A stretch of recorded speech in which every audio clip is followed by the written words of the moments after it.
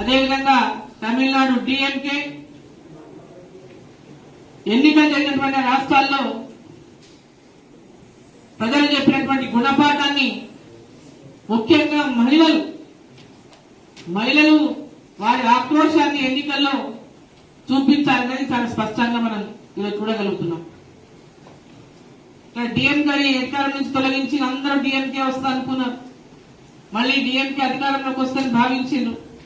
అక్కడ డిఎంకేని పెద్దదించినటువంటి విషయాన్ని ఈరోజు మనం ప్రత్యక్షంగా చూస్తా ఉన్నాం. ఈరోజు తెలంగాణ రాష్ట్రంలో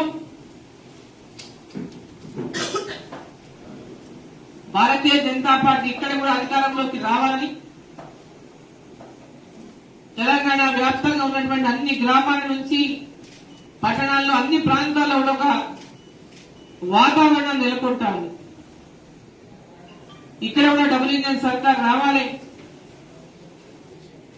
నరేంద్ర మోదీ గారి యొక్క నాయకత్వంలో తెలంగాణ కూడా అధికారంలోకి రావాలని ప్రజలందరూ కూడా ఆశిస్తున్నటువంటి నేపథ్యం. ఈరోజు ప్రధానమంత్రి గారు మొట్టమొదటగా మొన్న జరిగినటువంటి 5 రాష్ట్రాల ఎన్నికల తర్వాత మొట్టమొదటగా తెలంగాణలో అడుగు పెడుతున్నారంటే నెక్స్ట్ టార్గెట్ బీజేపీని తెలంగాణ అనేటువంటి విషయాన్ని కూడా ఈ సందర్భంగా అందరూ గుర్తించాలని చెప్పి తెలియజేస్తా ఉన్నాం.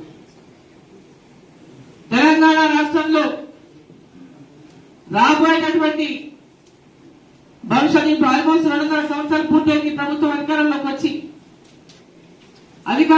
2.5 సంవత్సరాలు అవుతున్నప్పటికీ కూడా వారు ఇచ్చినటువంటి హామీలు ఏమి నిలబెట్టుకోలేదు. మహిళలకు ఇచ్చినటువంటి హామీలు నిలబెట్టుకోలేదు. 18 ఏళ్ల వయసు దాటిన ప్రతి మహిళకు నెలకు 2,500 రూపాయలు ఇస్తానటువంటి ఈనాటి రాష్ట్ర ముఖ్యమంత్రి రేవంత్ రెడ్డి గారు